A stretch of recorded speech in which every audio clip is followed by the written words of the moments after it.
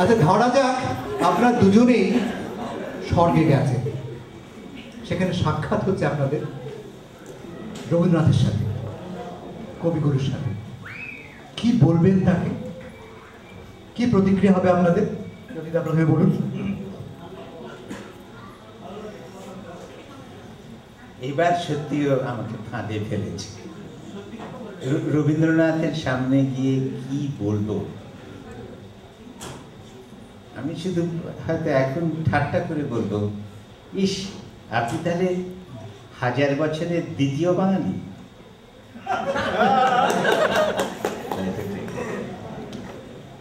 আমি আপনার সঙ্গে ও রবীন্দ্রনাথ স্বর্গে যাবে, কিন্তু আমি তো স্বর্গে যাবো না, আমি তো বেহেশতে যাব।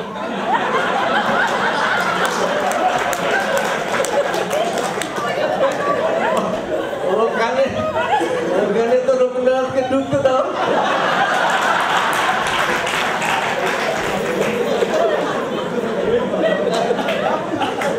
কোনো এক চুক্তিতে তিনি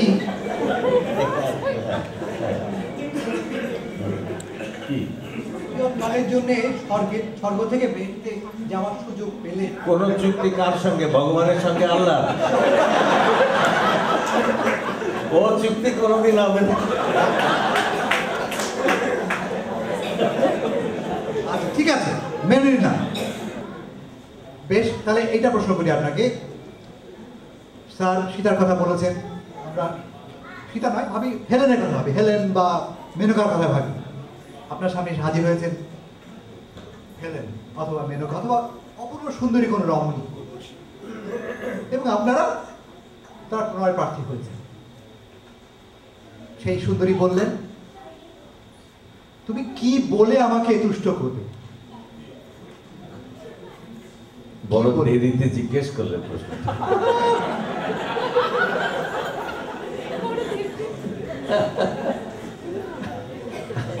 দেখো আমি তো লাজুক মানুষ, লাজুক মানুষ। আমি এই কথা কোনোদিন কোনো মেয়েকে বলতে পারবো না যে আমি তোমাকে ভালোবাসি, কারণ এবং পারিনি বলে চিরদিন অন্যেরা বলেছে।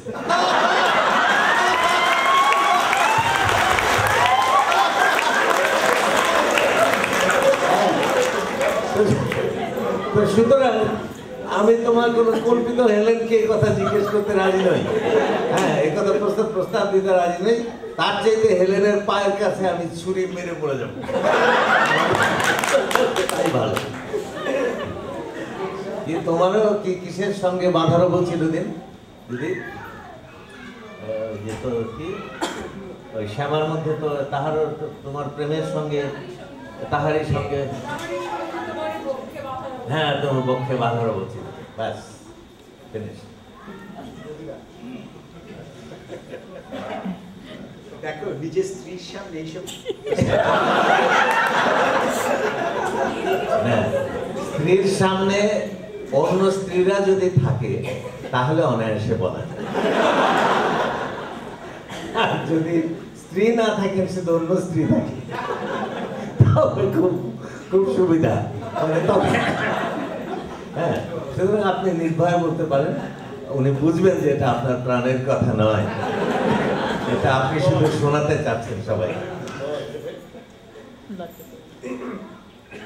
আমি মীনাক্ষীর প্রকৃতি জানি, এখানে আমার নীরবতাই শ্রেয়।